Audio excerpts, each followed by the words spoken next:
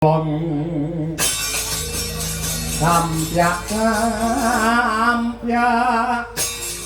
kumrakut lampahe binarung krapyak watang agate kumalarnge bakti sorake kumoro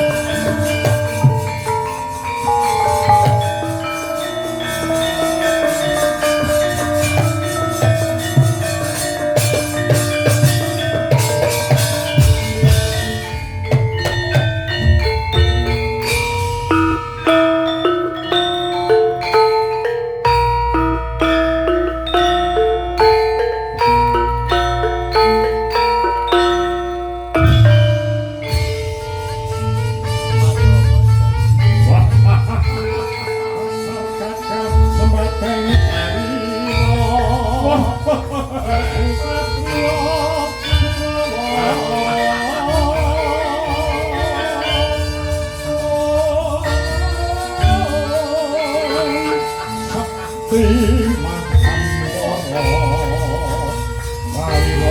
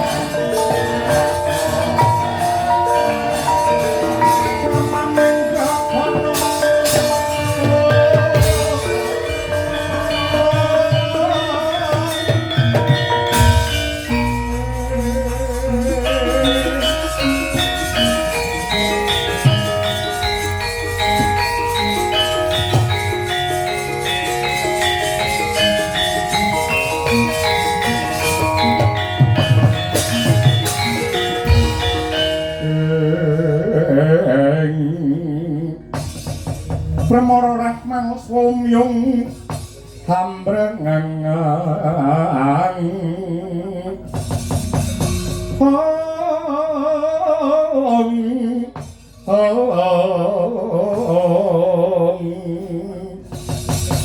kadhe karunaning kaswasi aneng marga mamalakung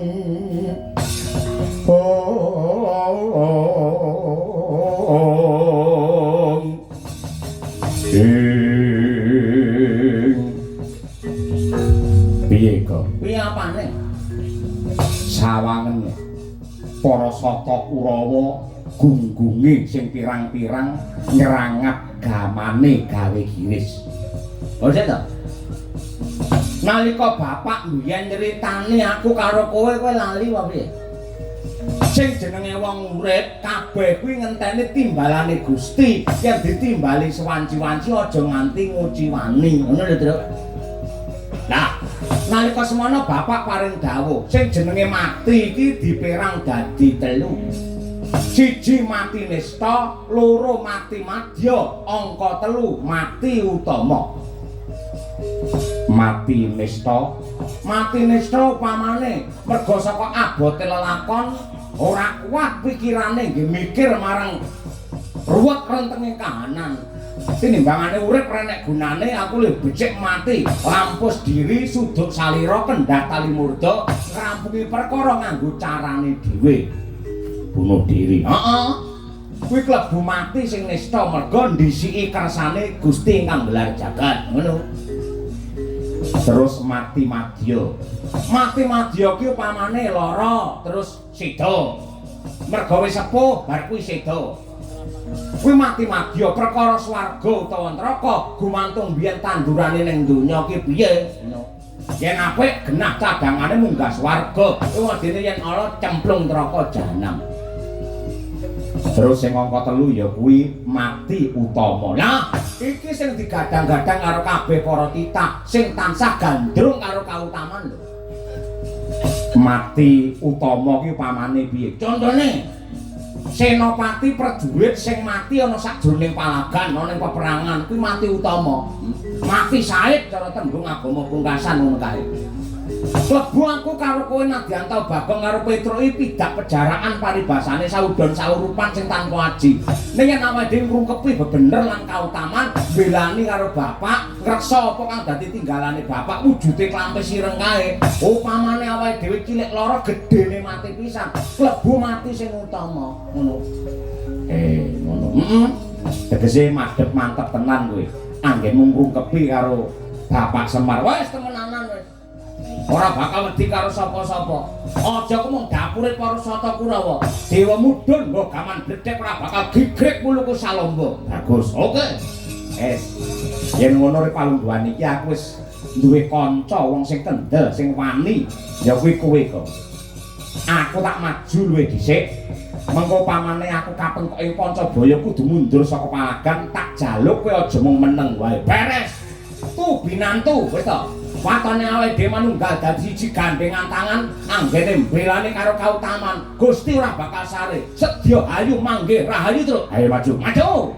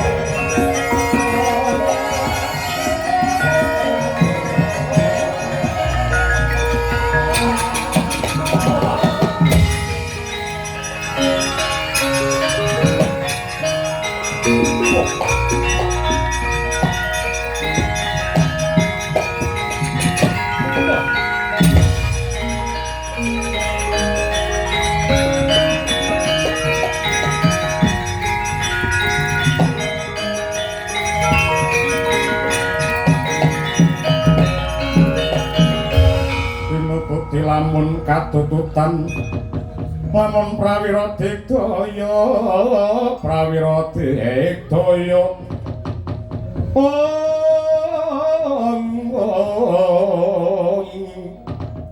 prananggana magawe gelar prananggana gawe gelar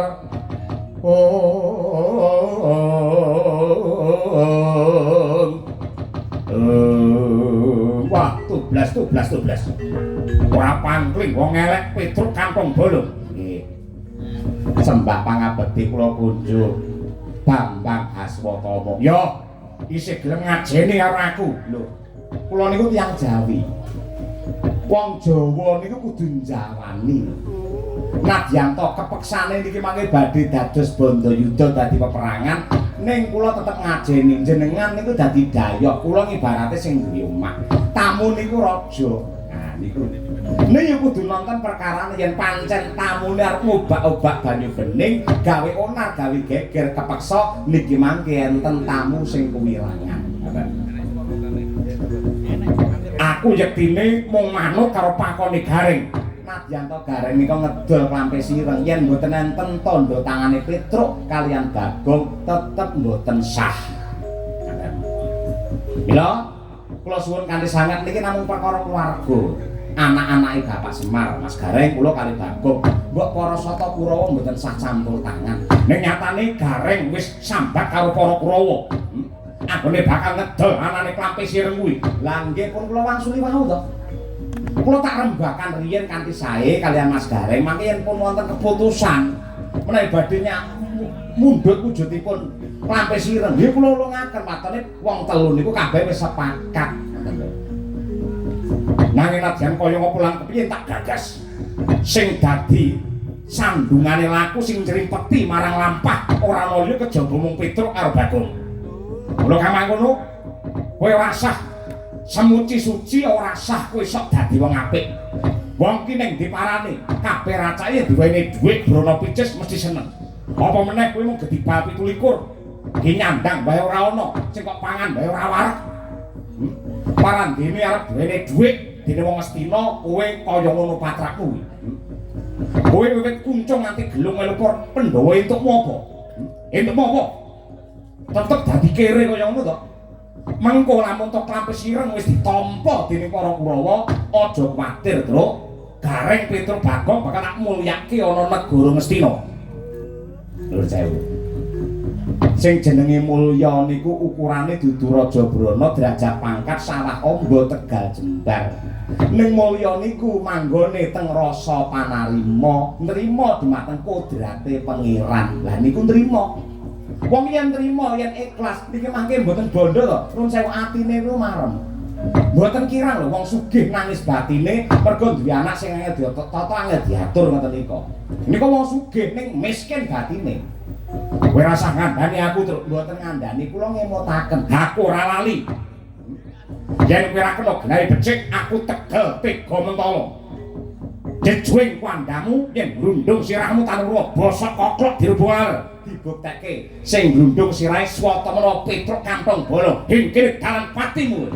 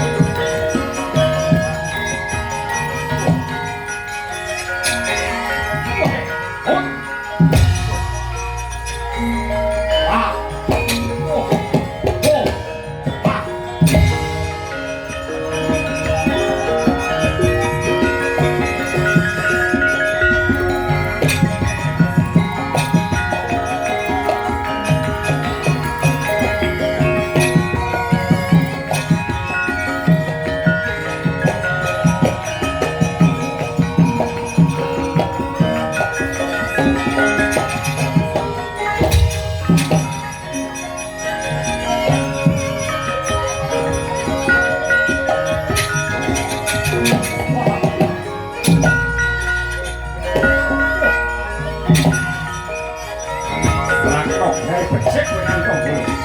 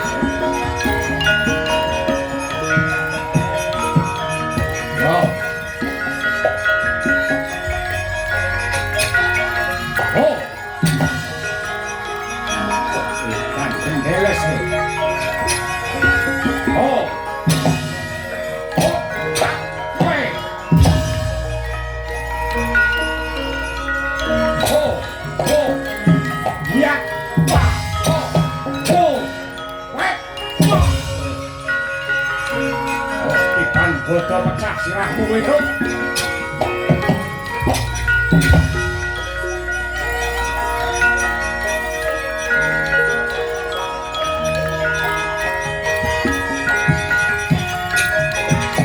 Bodoh ingat, weh. Oh. Ah. Wah. Yo. Yo. Ah. Yo.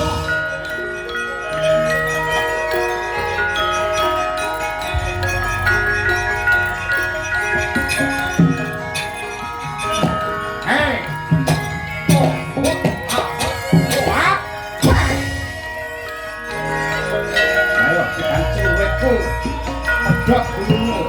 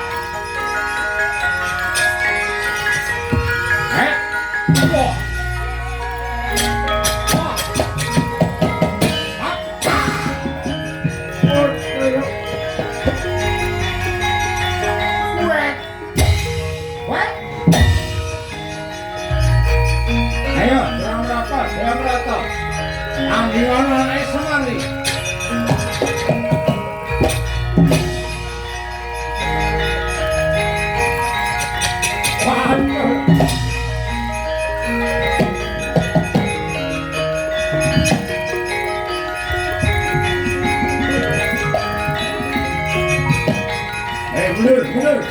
Aku mau tandingmu.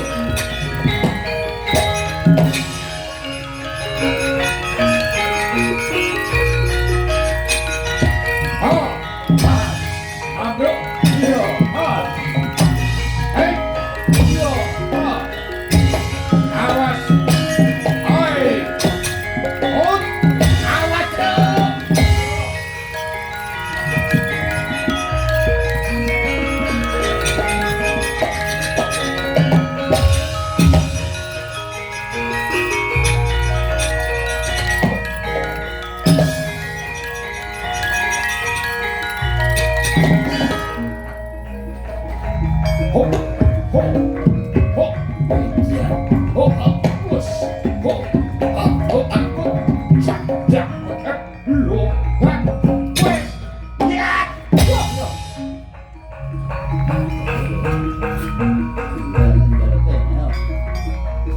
Ya anak ragile Semar jarak preman growong iki. Menang karo gurone kowe. Leleng kowe. Lah. Rubuk ak.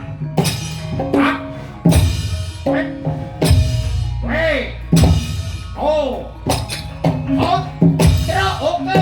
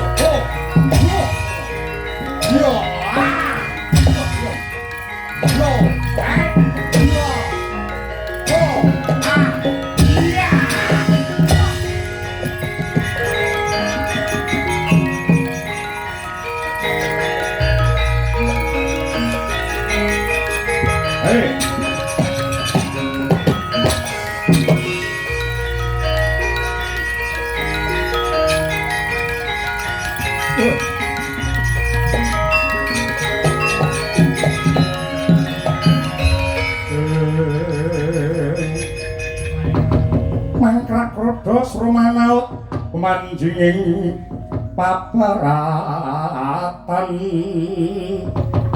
prananggana gawe gelar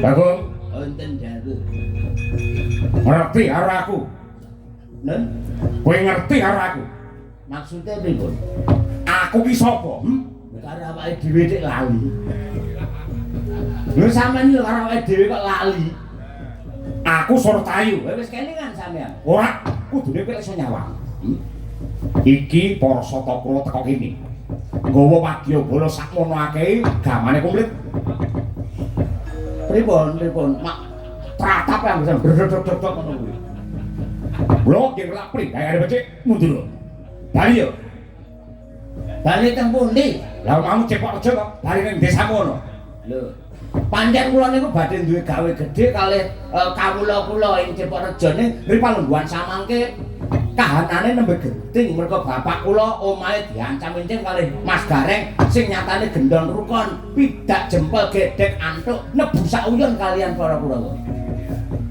Kula mboten trima ngoten niku. Yen ngono kowe wani karo aku. Lho napa yang kula deni kalih sampeyan? Umure akeh aku, pengalamane sugih aku. Wes sampean rong lair aku masalah. Wis tekan ngendi-endi aku. 5 benua itu sudah pernah aku kunjungi gitu lah. Telek. Ambune nek ora? Ora enak. Berarti tahu ambu telek sampean. Malah tekan titi ora. Apa teni kowe? Nah, tak pateni. amang pateni ora apa-apa. Kula niku janjane wis jelek, wis bosen urip teng alam padang niki. Anane mung wong murka kaya sampean ngoten niku. Anane mung gawe dosa kaya para Satapura ngoten niku. Mang pateni lek pancen iso. Wah, yen ngono kowe pancen wis jelek urip tenan. Nggih, yakin kula jelek. Ning tulung yen kula mati tenan utang kula mang sahur nggih. Utang kula kuatah teng tiang-tiang niku. Duit Mboten rokok pirang-pirang kula niku. utang nek rokok. Lah ngerti lem kula jupuki rokoke ngoten niku. Wah, sing ora-ora wae ora. Maju. Lho kan maju kan nek maju. Maju niku durung karuan lek menang lho. Kok iso? Lho, wong tarik tambang kan maju malah kalah. Tarik tambang mundur malah menang. Terus Paling penak maju mundur ngoten niku. Nyandi to dijak perang malih ora senengane.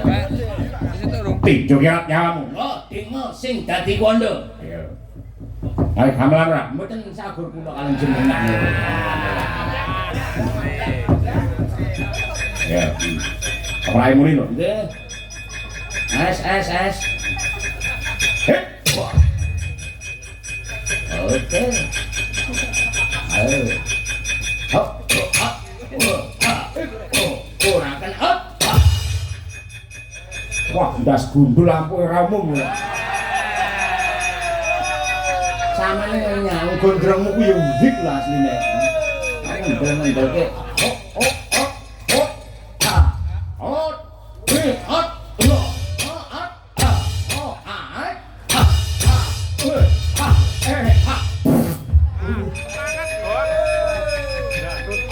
Weteng kula lara. Wah, perang cara ngendi ngono. Cara mriki. Bocah dhewe kok.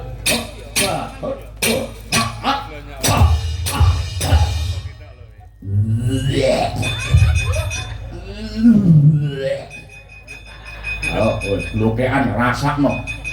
Wah, tahune sik utuh. Kuwi diinget sik enak kuwi. Wah, ngilani kowe seneng ora. Kene timbangane ngentekke keringet wong endah-endah.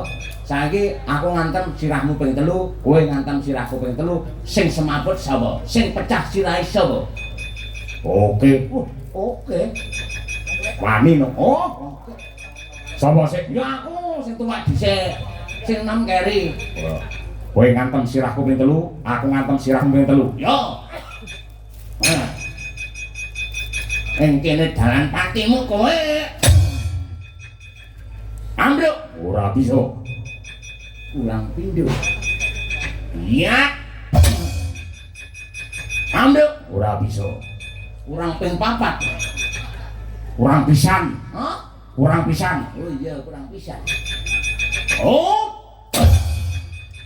Ora apa-apa aku. Wah, ampun tenan. Tak dongake dadi satriya prawira yuda pepethingan, tansah diberkahi dening Gusti kang karya jagat. Mau njaluk pamit. Kowe kusik. Aku ora ngantuk pamit piye ora. Dinglo. Oh. Iki dalan patimu. Adane mungsuh tak antem tanganku kiwa, rumah sakit tengen kuburan.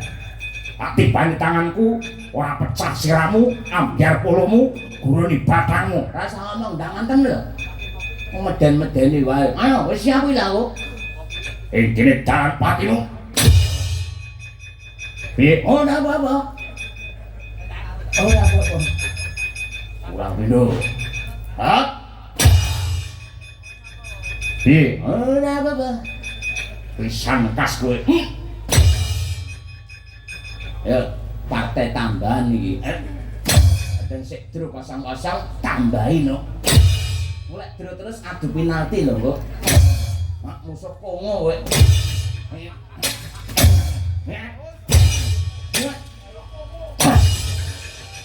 Oh, musuh iki arep njaluk pirang dina kowe. Ayo, ini iki lho musuhe. Yai Singgol Modok ngene iki. Menang tak gurane aja mung sur kayu. Kurawa ngebio bar ora bakal digrek aku.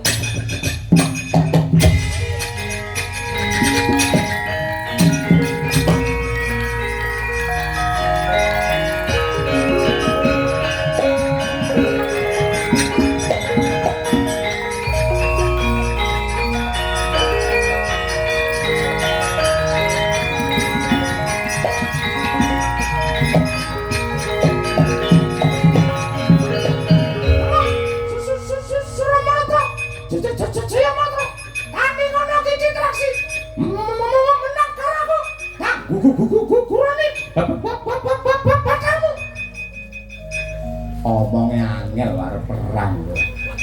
Sampeyan lho omongnya angel lho iso wira swara. Mbun.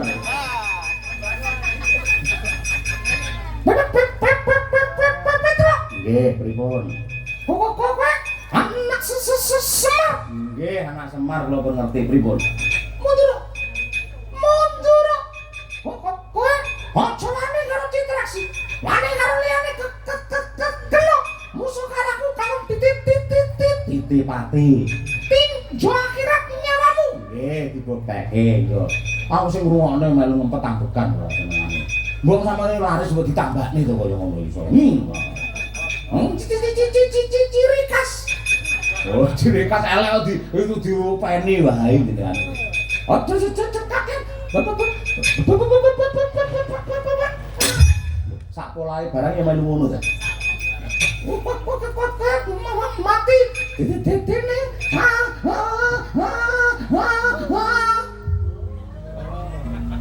Piye to iki?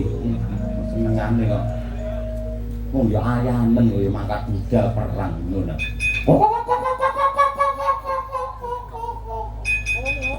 Kong, gila citraksi kong. Ada? Iya. Nanti kae, nang kene. Itu karepe dhewe an. Wah, iki. Wah. Manci terus ora siambekan dadane sobah. Hah? Dadane sobah. Dadane sapa? Citraksi. Tak kira siapa. Dikamaki. Lah kuwi iso piye? Oke. Tutup karepe dhewe ngene telepane. Tembak karo hunter. Ora mati derajat apa ya terus. Wah, ora ojo. Angkat tangan aku, Pak. Iki dolanan. Iki sine banyu ya. Banyu mak cerut ngono.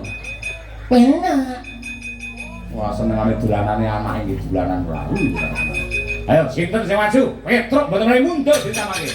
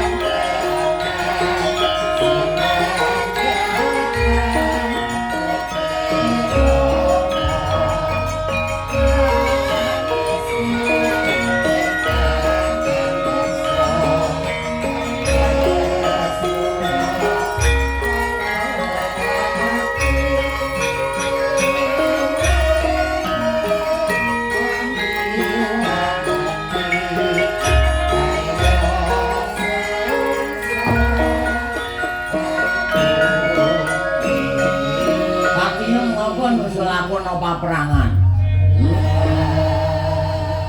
Ora tega bojone perang apa piye? Nggih. Nuwun sewu. Menika wau kula tingali Kang Mas Petruk kali Kang Mas Gareng rawuh wonten ing Cepot Rejo mriki. Heeh. Bener napa? Kabaripun Kanjeng Rama Ismaya sampun seda. Kabar kabur kuwi rung nyata kuwi. Aku lek rung ketemu karo jasate Semar dhewe ora percaya kaya ngono kuwi. Pak nuwun sewu sejatosipun lak pikajenganipun Ki Lurah Gareng menika lak sae to. Nuwun sewu. Kula menika dadi bulurah wonten ing Ceporejo menika sampun isin sampun wirang sanget. Kula mboten wonten kapercayan tumrapi manah kula piyambak. Nggih mboten ningali to. Tiyang estri menika menawi yasinan menawi pengajian arisan ngoten niku yuh mas-masane grimbyang.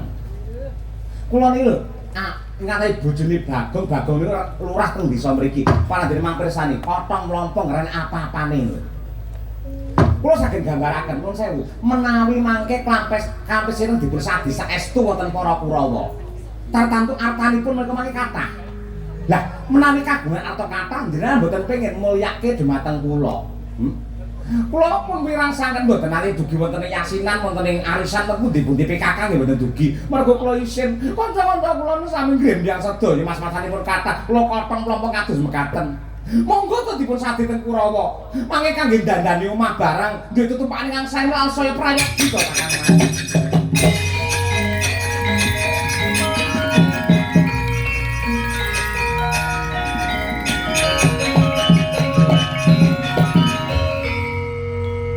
Kowe iso mata duwiten iki to ya.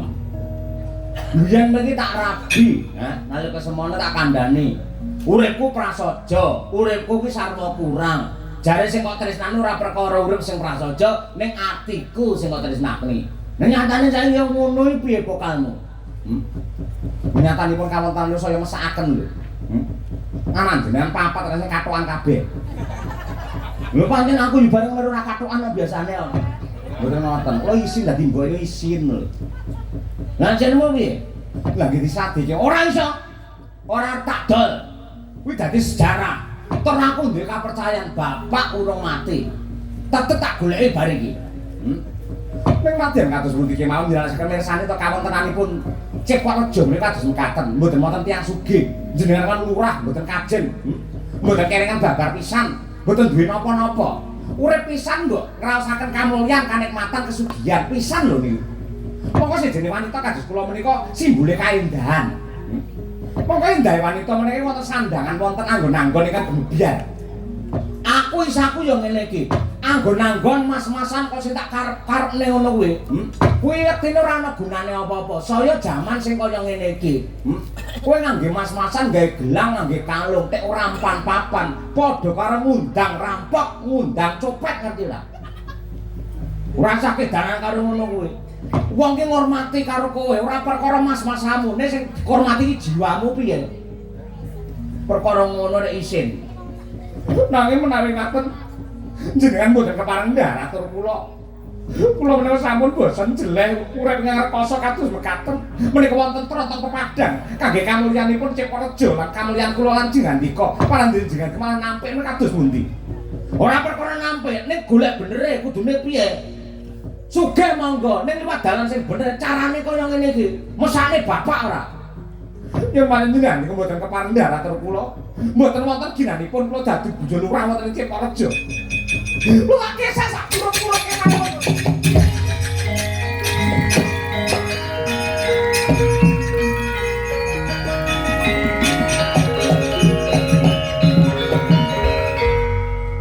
Tukaran lho. Wah harian ngono iki. Ben dina ora mecahi piring, ora mecahi gelas, ora mareng katime lho. Kaya ngancam karo kowe. Heeh, ngincim barang. Lunga. Heeh, lunga. Biasane aku apa? Aja kumandra. Lunga kaya apa? Balik dhewe iku bakal wis. Mosok. Heeh, wis tak apa kok katiye ngono kuwi. Ya syukur. Lah nek daerah balik piye? Ora balik ngono kuwi ade wong lanang. Jagat itu lebarnya tidak sekatok kolor, ngerti tak? Daun kelor. Heeh, daun kelor. Wong lanange sing gagah. Mung tinggal bojo dicek bojo. Ngono nek wedi ora. Dadi kudu tegas ngono. Ade imam. Ayo, imame apri. Ora, imam rumah sewa. Tangga. Lah omahku sik nyewa kok. Iya. Ning iki ora rampung teko semene. Sirmu piye? Wis nadyan kaya ngapa lan kepi dirungkepi pisan, didadake pisan. Yen nganti ana wong sing nyenggol cawe-cawe turak lemah ing Karangkadempel, aku karo kowe ora kena meneng kowe. Oke, siap. Sapa sing kira-kira luwih utama bakal saya jaya ing Madya Praja.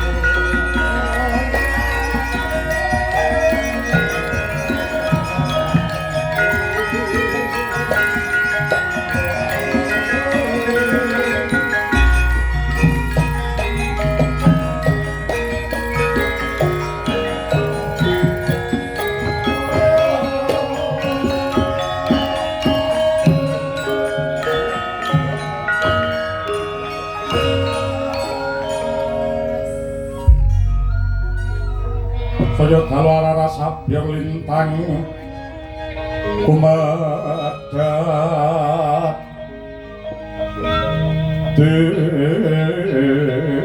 Desti sonyo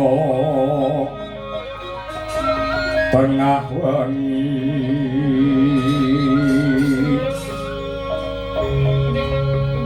lumrang kandaning puspita karangganing putyanira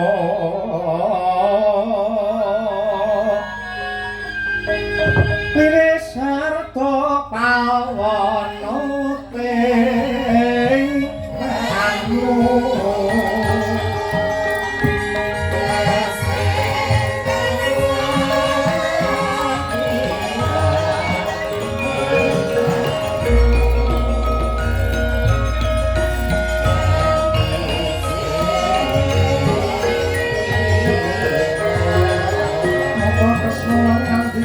Jani Prabu Bayo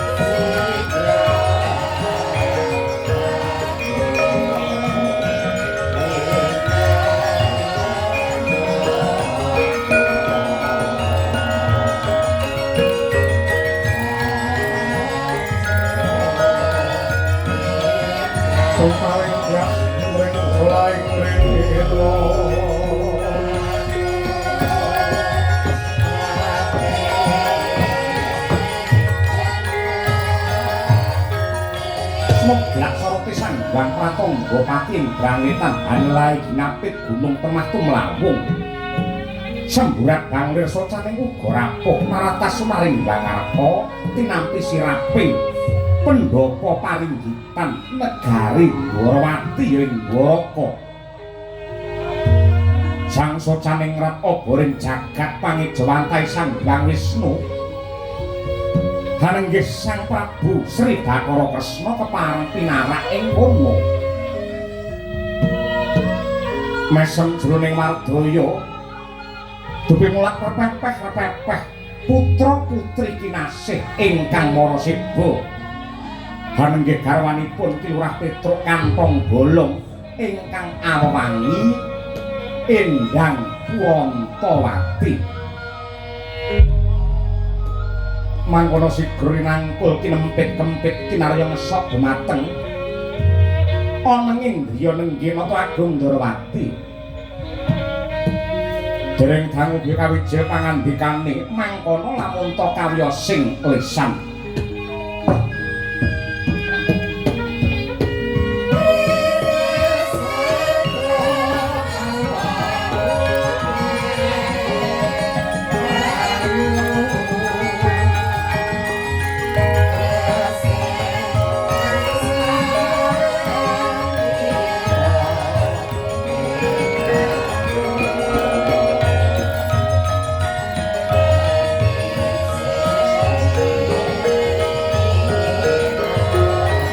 Karya Werkuta ten keparing kene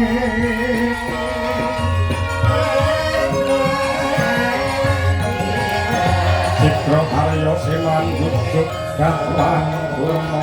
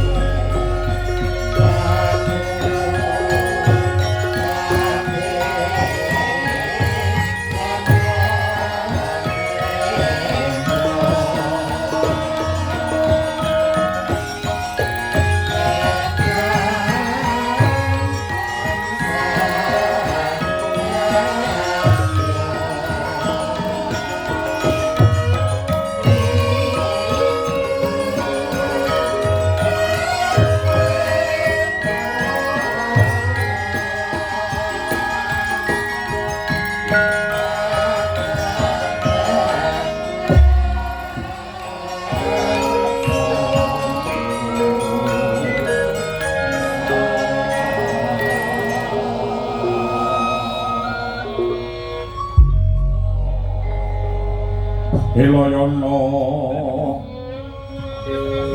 mati-mati Wrohametri lasa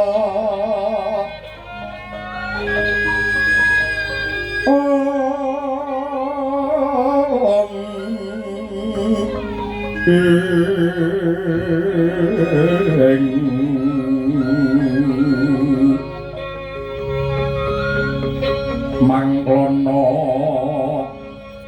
pangapetira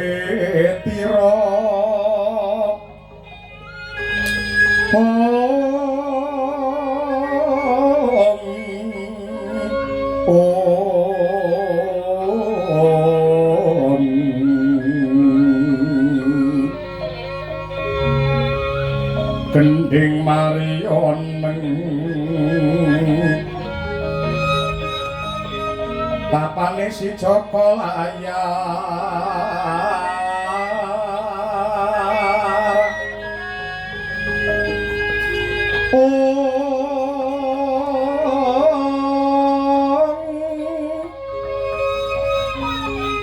ler Dadetya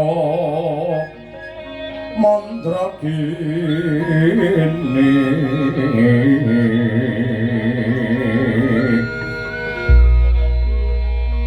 yo nontono papane si Joko layar Mbok Sri Gading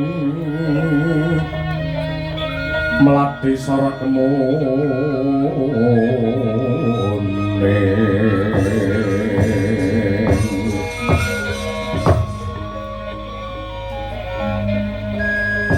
Alon sewa mik pasang Kalimantabi tinebina saking tulak manuk Rama Prabu kula ingkang sowan wonten Ndorowati sembah pangabekti kula mawan tuwan-tuwa kunjuk Ya jagat ya dewa ya Bathara putra putriku sing ndak tresnani Purantawati ndak tampa gawe bombonging rasa ora liwat pangestune wong tuwa ditampani nggih Kurawalan anggen kula mundi mugi andadosaken cimating gesang kula sowan ana Ndorowati tik ora bareng karo garwamu si Kantong Bolong Nun sewu inggih bab menika ing badhe kula aturaken ing klampe sireng Cepotrejo sakmangke kawontenanipun nembe ketaman pepeteng tek kowe ngucap ngono dasare piye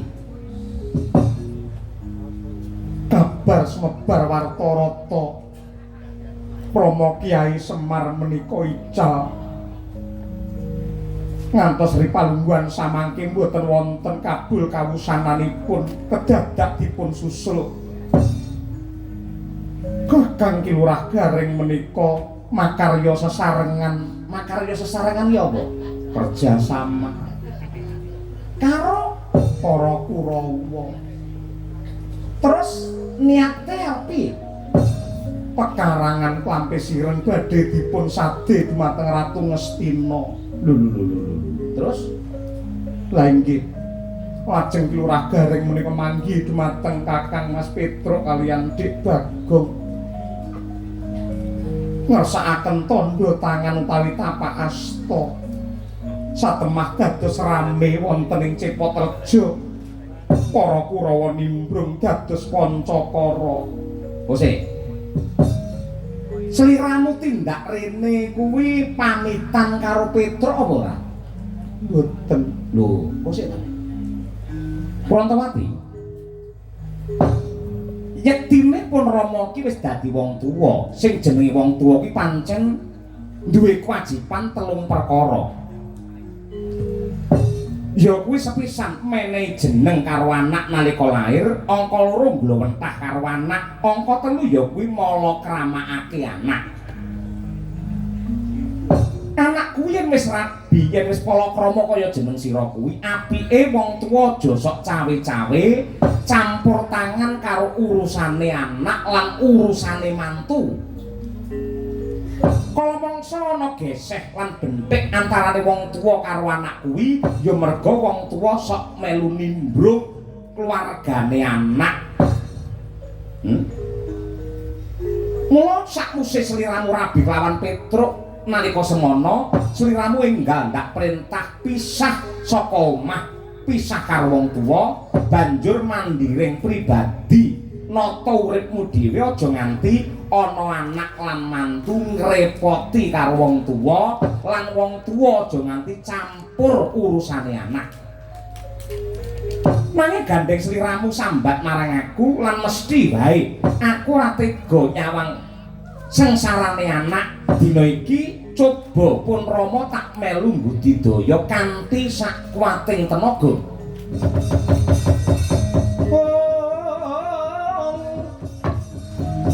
Eka bumi duwi sawah Trigunung catur samudra panca tarusat ngonan sato pandita hasta tawang nawa dewa dasa ratu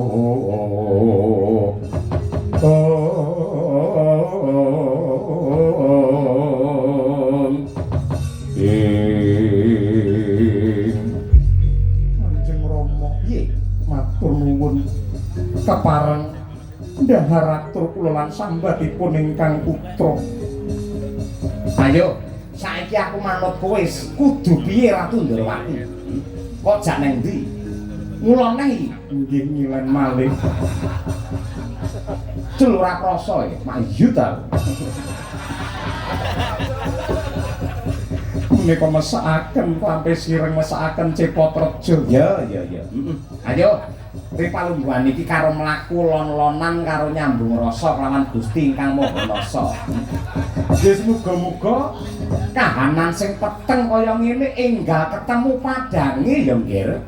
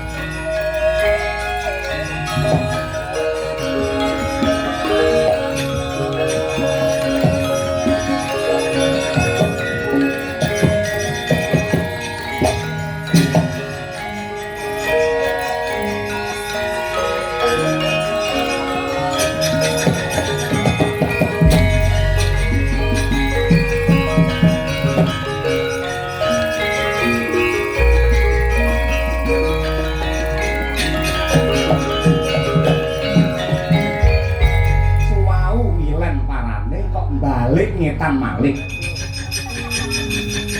Nadyanto nembe ruwet penggali iki Petruk kalian Ki Bagong kinarya andlimur diri geger ingkang mapan wonten ing Cepotrejo saha prihatin ingkang nimbrung wonten ing Klampis Ireng satemah weh Prabawa gara-gara Jawi Wetan.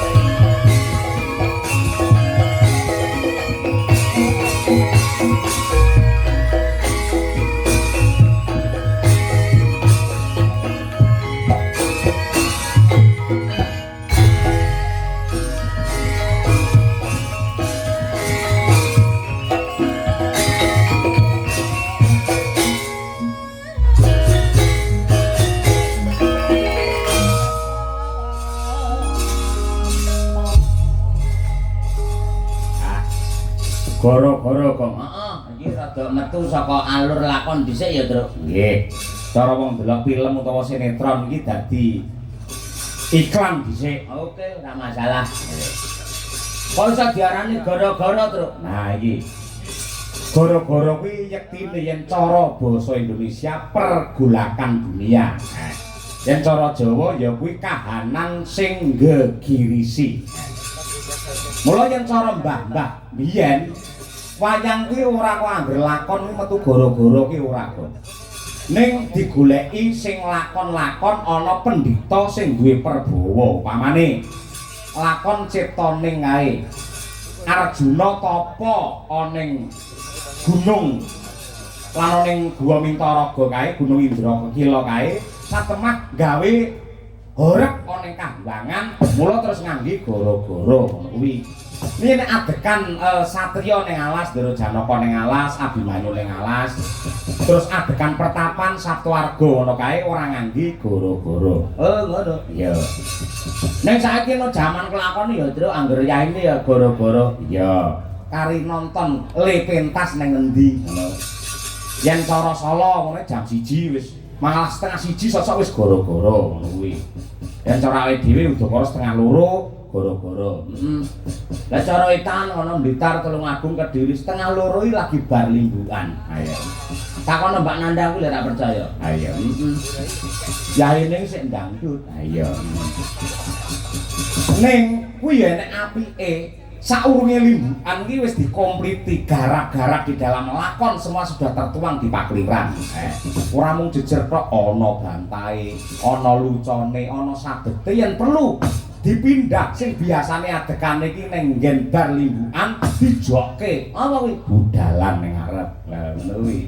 Itu adalah kreativitas supaya ana daya tarik seniman supaya entuk ya kuwi gawe senenge para warga masyarakat men ora bosen men ora gampang ditebak bar iki ngene nah ngono kuwi. Oh iya, cocok nek ngono. Dasare nderekake karo Pak Agus Suryanto kalian Ibu Rumiati. Sing nyatane wah dan luar biasa ya, Truk, piyai tek kaya ngono. Ha iya. Terus Pak Agus ki piyai sugih liwat ukur kaya ngono parandene piyaine prasaja. Ha iya. Tindak ana wayangan ya trimo nganggo kathok cekak. Ha iya. Temenanan kok jan ora nyawang. Apa kuwi jenenge kudu diajeni utawa dihormati karo piyai iki ora. Ning nyatane kahanane ya apa anane ngono kuwi. Iya. Yen nganti Pak Agus malah ngangge dasi, ngangge jas ngono kuwi kok para masyarakat lek nyedhake malah pekewo ngono kuwi. Lek dandane prasaja ngoten niku malah raket sepeket anggenipun pasederekan. Lah ngoten niku. Oke, siap. Dasaripun kula menika sowan komplit. Kados nalika wonten ing Bakaran Wetan kepengker. Gamelan wayang Kyai Berkah Slamet. Kanca-kanca pengrawit mboten wonten ingkang cicir. Winadan wonten paguyuban Madangkara. Komplit-plit ya, Truk. Nggih, 24. Lah biyen iki cara mbah-mbah biyen iki penabuh mung 7. Saron siji didhep wong loro imbal-imbalan cara biyen. Ora ngangge bonang. Iya, Saiki perkembangane jaman, iya pancen dituntut kudu kaya ngene iki. Mula biyen iki janjane mbah-mbah biyen mayang iki ora komersil lho, Kang. Mergo apa? Mayang mangkat ya ijen ngono kuwi to. Kok kondur digawani berkat, gawani beras, ngono wis pas, ngono wis kahanane budaya jaman biyen. Nek gandeng akeh tuntutan jaman padahal kedah komplit. Beto sinden sementen, mangke bintang tamune niki akhire otomatis wayang menjadi komersil. Mergo pancen jamane dadi kaya ngene. Ah iya. Sinden-sinden ya isih komplit. Ha iya, kejaba gawanku Madangkara iki uga Mbak Nanda Sari ya isih wah jan karo Mbak Hani Kusuma ya. Iya Kusuma. Apal wis follow nang IG. Ha iya. Neng sapa ya dua-duanya aku tak follow. Iya.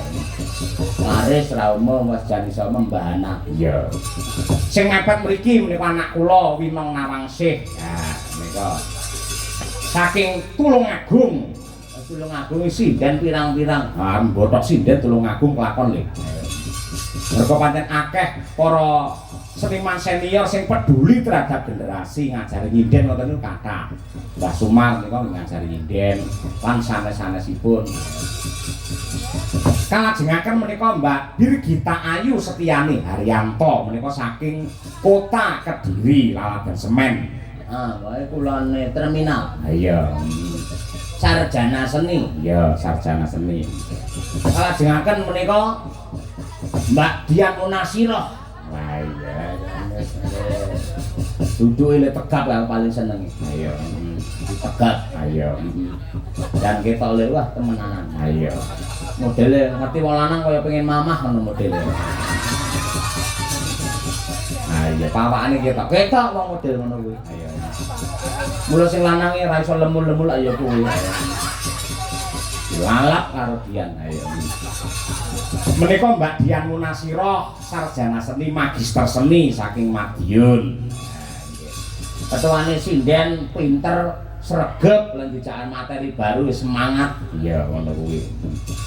Kalajengaken menika Mbak Sapa kok?